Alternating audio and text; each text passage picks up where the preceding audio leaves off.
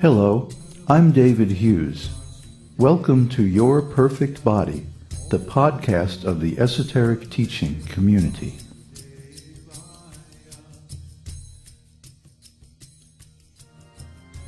Today's selection is an essay entitled Vedic History, Part 2, the Vedic Empire.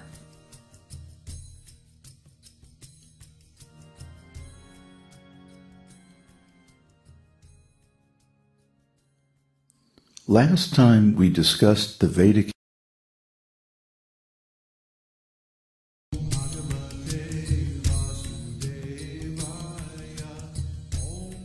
Hello, I'm David Hughes.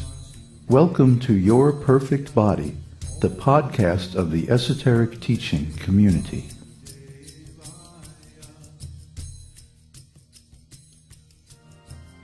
Today's selection is Part 3 of Vedic History, the Vedic Empire collapses.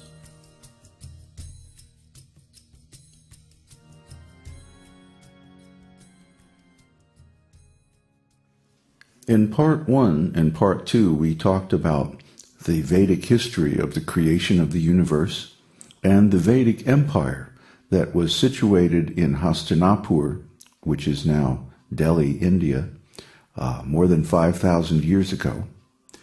And in this part, we're going to discuss the more recent history of how the Vedic Empire collapsed.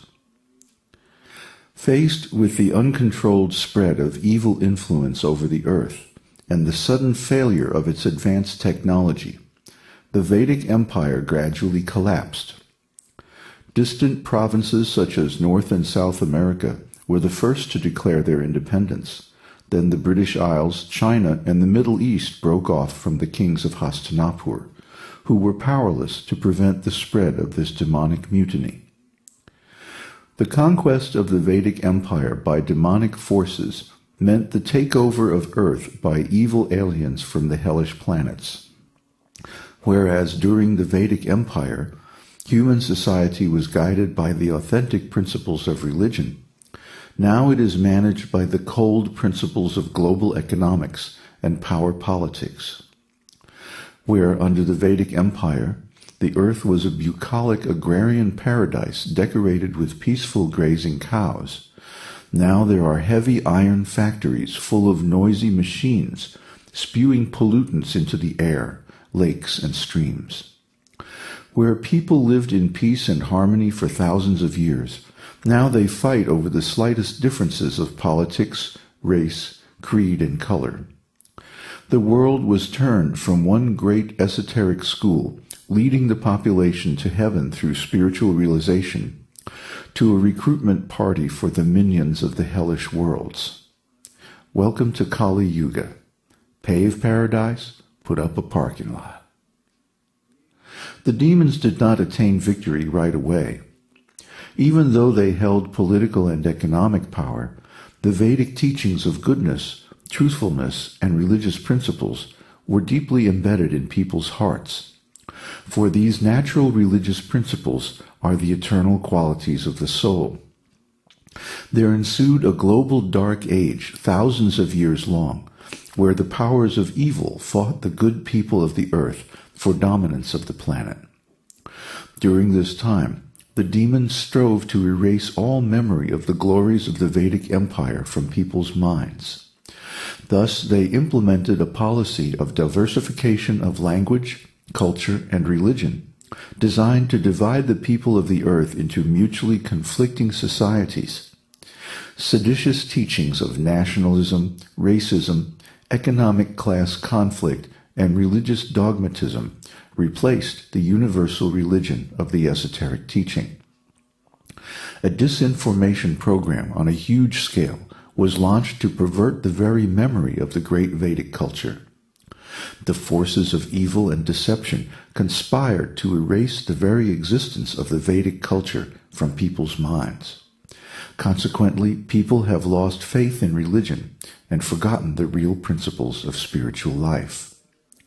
The demons are afraid that if people have hope of finding the truth or of attaining spiritual perfection, They will not so easily put up with being deceived and oppressed.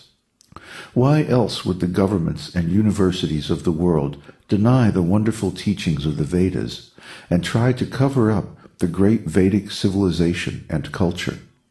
Why would they invent so many lies and spread disinformation about the history of a culture whose own account of its history is already complete? The truth is that material civilization can never satisfy the soul. Instead of leading by inspiration and inspiring loyalty by truthfulness and conviction, materialistic leaders have to hide the truth and saturate the atmosphere with deception and disinformation. Precisely expressing the real cause of the problems of urban life today, my spiritual master teacher wrote, quote, "Human prosperity flourishes by natural gifts and not by gigantic industrial enterprises. The gigantic industrial enterprises are products of a godless civilization, and they cause the destruction of the noble aims of human life. The more we go on increasing such troublesome industries to squeeze out the vital energy of the human being, the more there will be unrest and dissatisfaction of the people in general, for only a few can live lavishly by such exploitation. The natural law is that the human being may take advantage of the godly gifts of nature and satisfactorily flourish on them without being captivated by the exploitive motive of lording it over material nature. The more we attempt to exploit material nature according to our whims of enjoyment, the more we shall become entrapped by the reaction of such exploitative attempts." Unquote. If you agree with the government and the mundane history professors that this Vedic version of history is a fairy tale, consider this.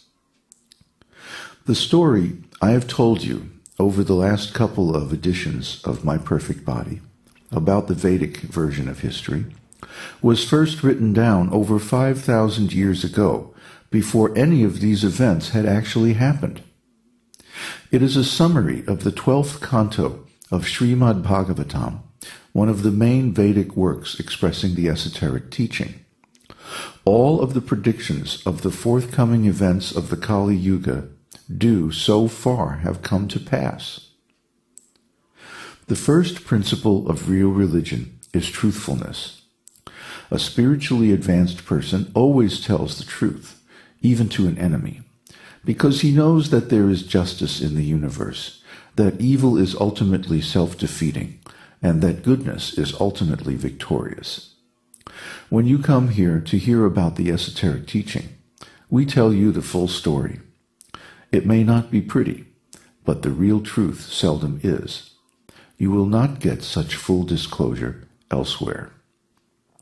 The purveyors of other teachings will not tell you that their scriptures were edited beyond all recognition, that they have distorted the teachings and practices to sell in contemporary materialistic culture, or that they are withholding the source literature and deliberately not giving you the complete teaching.